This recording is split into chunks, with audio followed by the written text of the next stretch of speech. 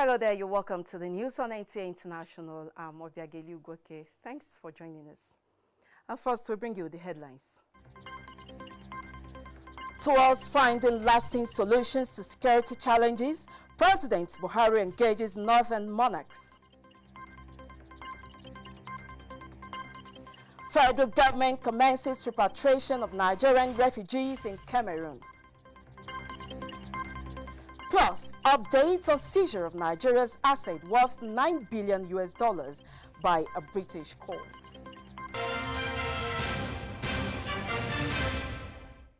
And now the news in details.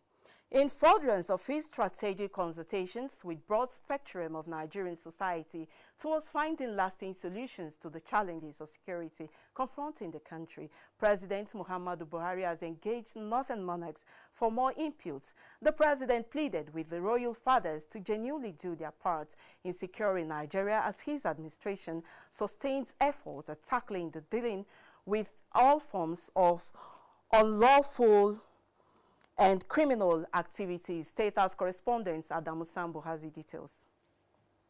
This consultation, therefore, is to engage you, our royal fathers, so that collectively we can arrive at solutions to any and all security problems in the country. President Muhammadu Buhari described as welcoming the concerns and contributions of the northern traditional rulers in the task of addressing the prevailing challenges. He, however, said being the closest to the populace at the grassroots level and feel the pulse of the people in their respective communities, the monarchs need to do more towards the restoration of normalcy in the land. You are the traditional authorities in your communities. Government and the security agencies will be relying on you to monitor the several different communities and people coming in and out your areas. I enjoin you to use your institutions to promote peace and tolerance, as well as encourage youth in your respective communities to identify with government policies and programs that will improve their living standards and development of their communities. The Ministry of Police Affairs, he explained, was created towards ensuring that the Nigeria Police Force is fully equipped with advanced technology and provided all the necessary requirements to perform more effectively and efficiently. Government, he promised, will step up action against crimes of kidnapping, banditry, and other forms of criminal attacks resulting in needless deaths and plunging Nigerians to untold hardship.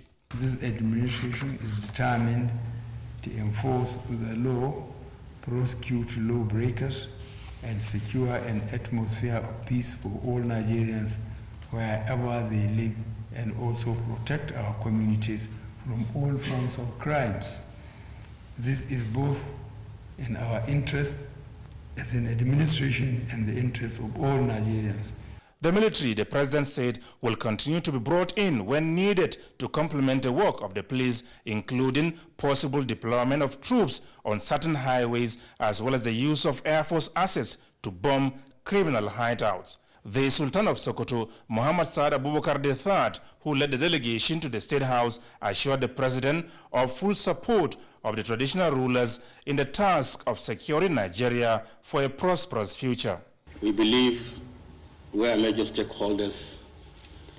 We believe in all the words we have heard from you in the last 4.5 years. Therefore, we want to assure you of our total commitment, totally undiluted commitment to seeing Nigeria, the Federal Republic of Nigeria, survive as one of the best countries in the world. We are always ready to help you. And in helping you, we are helping our great country, Nigeria. President Muhammadu Buhari told the monarchs that directives have been issued to appropriate federal authorities to speedily approve licensing for states requesting the use of drones to monitor forests and other criminal hideouts. CCTVs, he said, are also to be installed on highways and other strategic locations so that criminal activities can be exposed, effectively monitored, and open to actionable intervention. From the State House, Adamu Sambo, NTA News. In the meantime, President Muhammadu Buhari is reassuring the people of Borno State that his administration will continue to do everything within his power towards bringing to an end the Boko Haram menace for lasting peace, stability, and socio-economic development.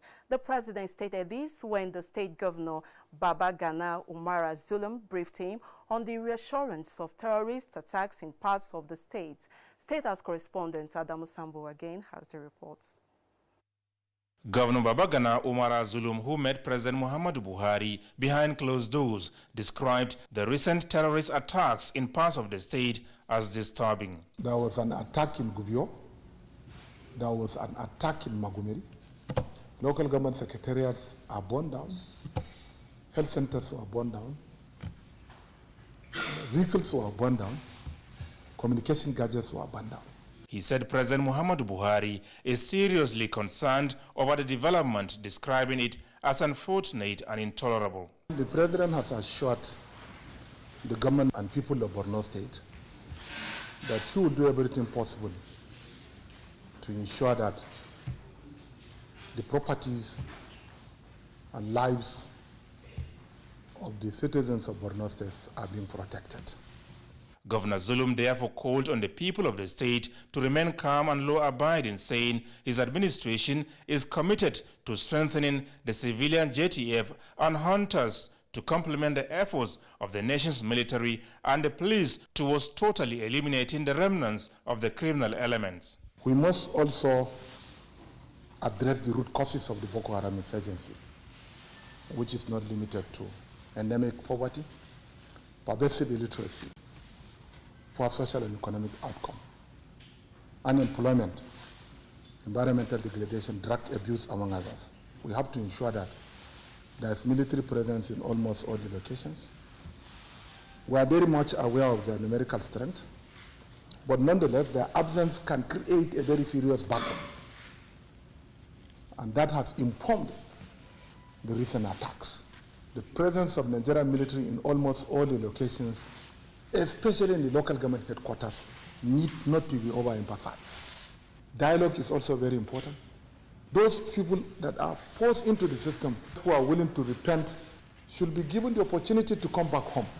The Borno State governor, however, explained that unlike what obtained in the past, no community has been sacked or taken over by the insurgents.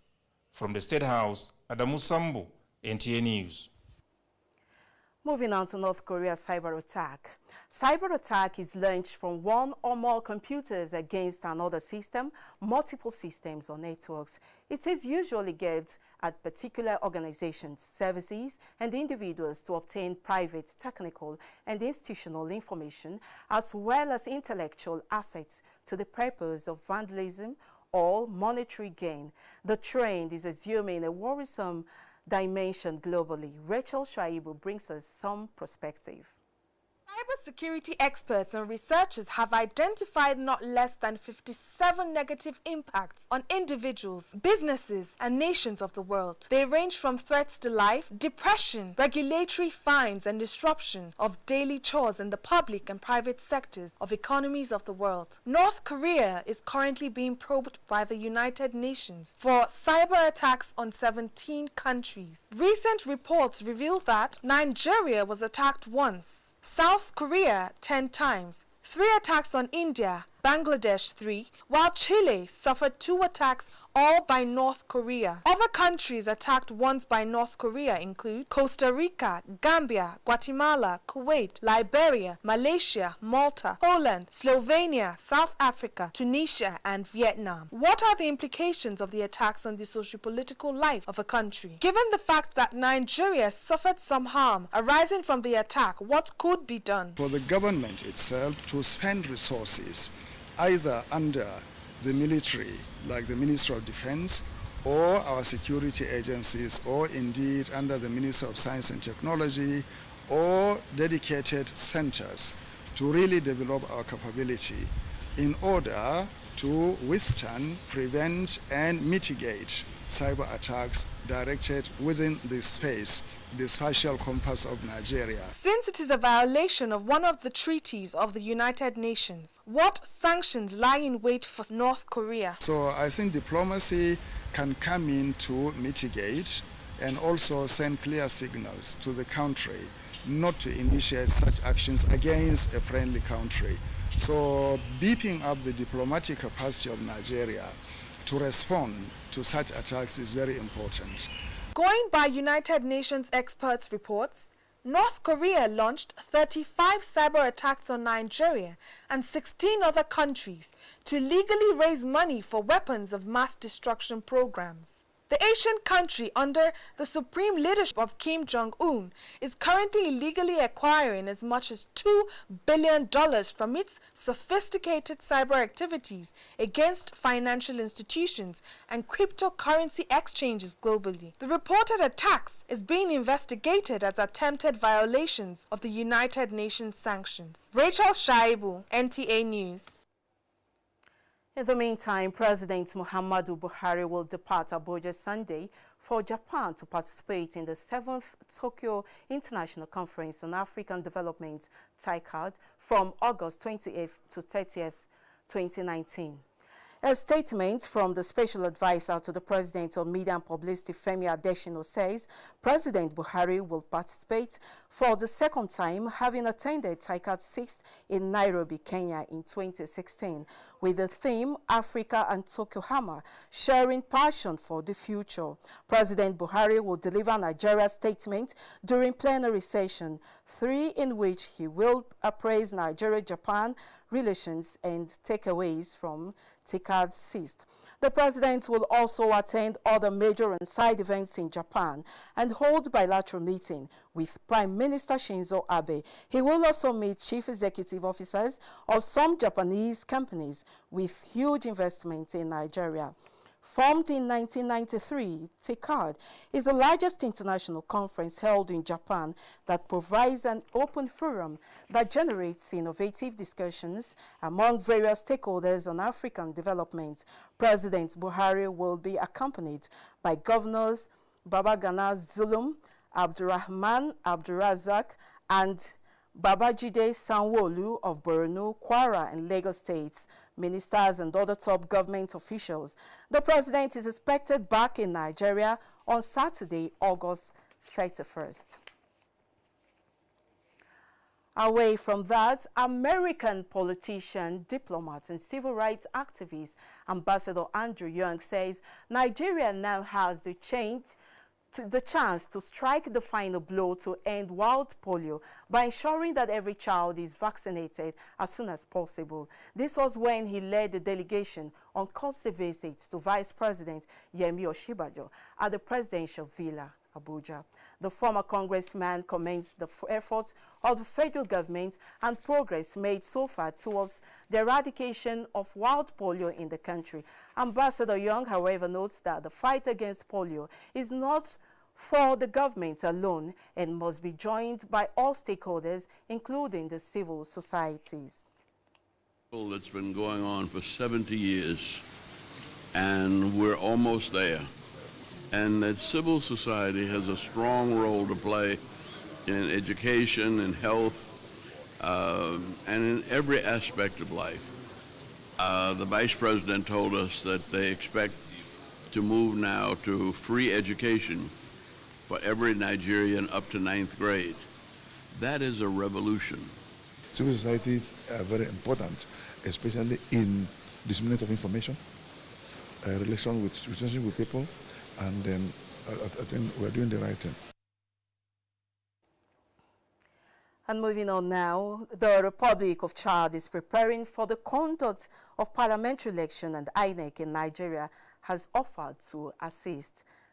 INEC chairman Professor Mahmoud Yakubu made the offer while receiving a delegation of INEC in Chad in Abuja. Nigeria assists us about the logistic assistance. So, then my country, Chad, has many problems. They have requested for assistance in the area of voter registration.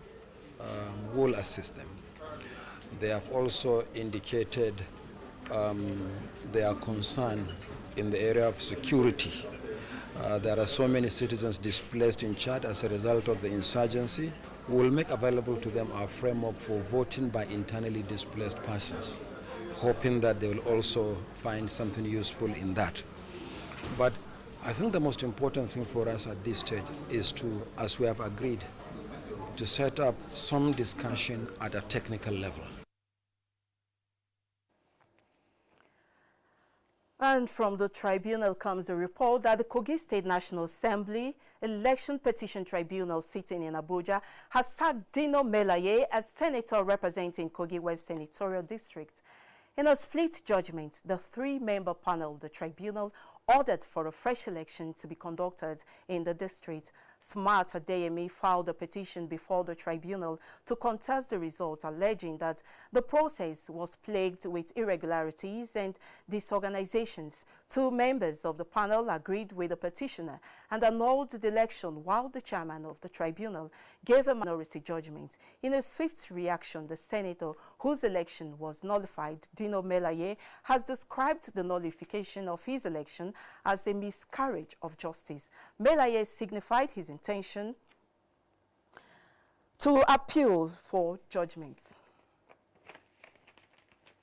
You're still watching the news on NTA International. We bring you more reports after this time out. Stay with us.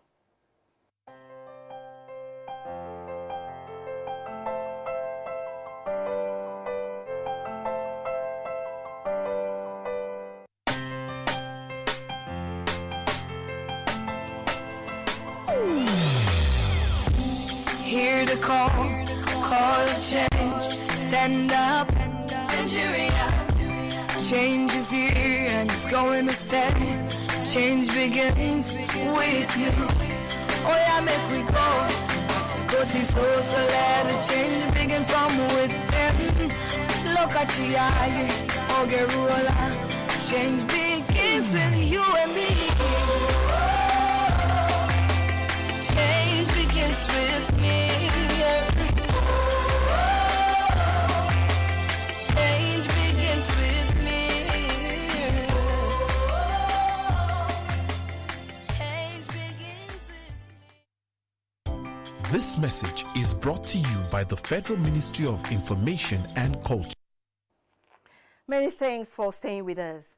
The Minister of Information and Culture, Lai Mohammed, has tasked parastatals under his watch to redouble efforts in the next level agenda for greater achievements. He stated this when heads of parastatals under his ministry paid him a congratulatory visit. Kenneth Nanim reports.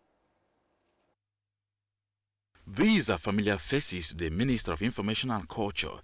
If you like, call them the pilots navigating the parastatals and agencies of the ministry.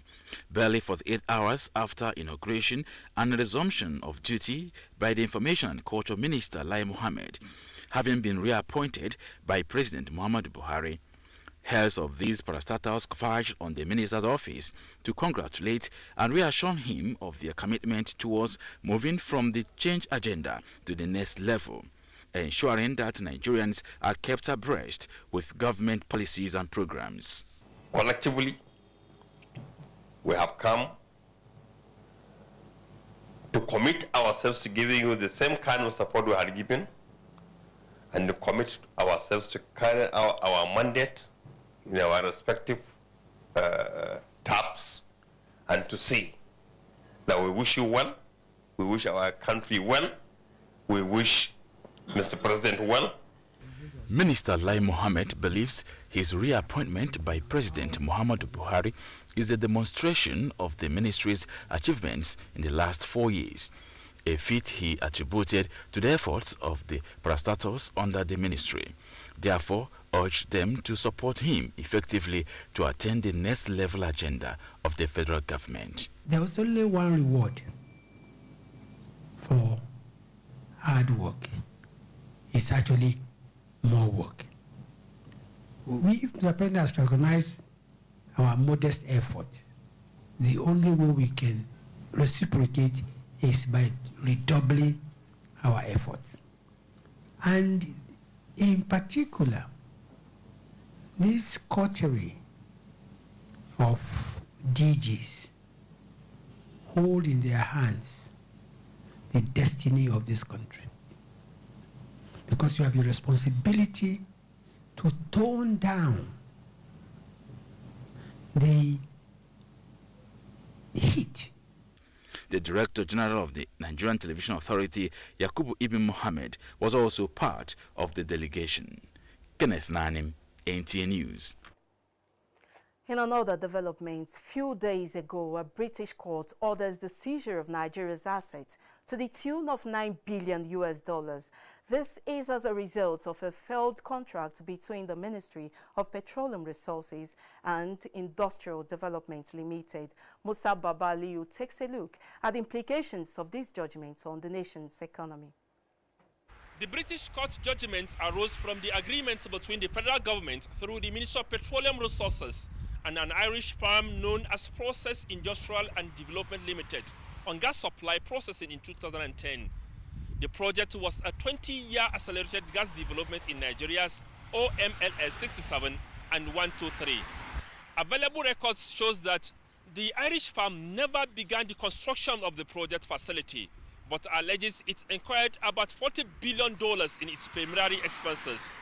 The $9 billion verdict against Nigeria amounts to 3.2 trillion naira.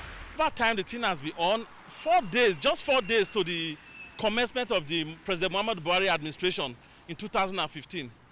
The last government signed an agreement that they had an ADRO through alternative dispute resolution that about almost $1 billion has been agreed to be paid.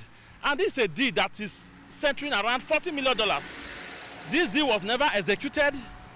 Those that connected them with Nigeria never executed the deal, nor the people that they brought to Nigeria. And these people seek payment for breaking down of agreements, breach of trust, breach of agreement, and the judgment was given just last week. The Attorney General of the Federation, Abubakar Malami, SAN, attributed the verdict on negligence on the part of the previous administration.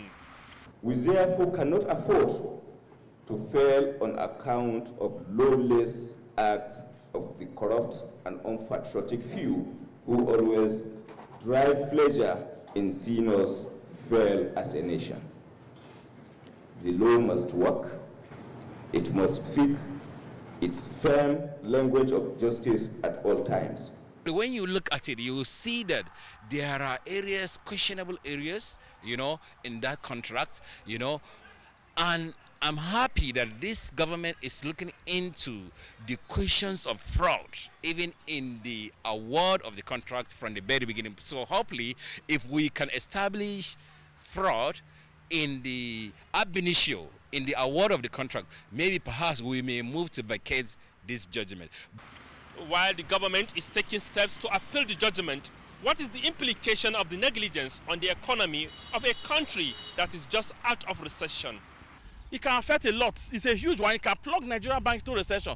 That's why the government, we are looking at it from 3 angles. The government should look at it from 3 angles. Dialogue, prosecution of those involved within our system, and appealing the case. I don't think it's necessary for us to pay it. I think we can appeal the judgment. They should not pay.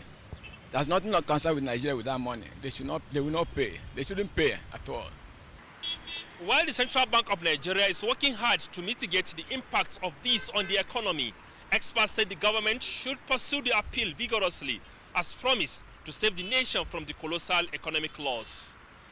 Due to the implication of these on the nation, the Nigerian government says all those involved in the agreement will be brought to book. In Abuja, Musa Baba Aliyu, NTA News.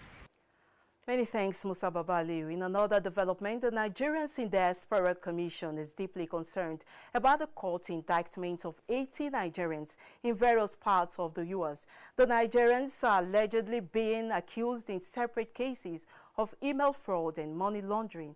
A statement signed by the chairman of Nigerians in Diaspora Commission, Abike Dabirewa, acknowledges the fact that accusation does not mean guilt and hopes all the accused will be given fair and speedy trial. She, however, advises those accused in Nigeria to voluntarily turn themselves in to American authorities in order to clear their names, without which the Nigerian government would extradite Ministry of Foreign Affairs.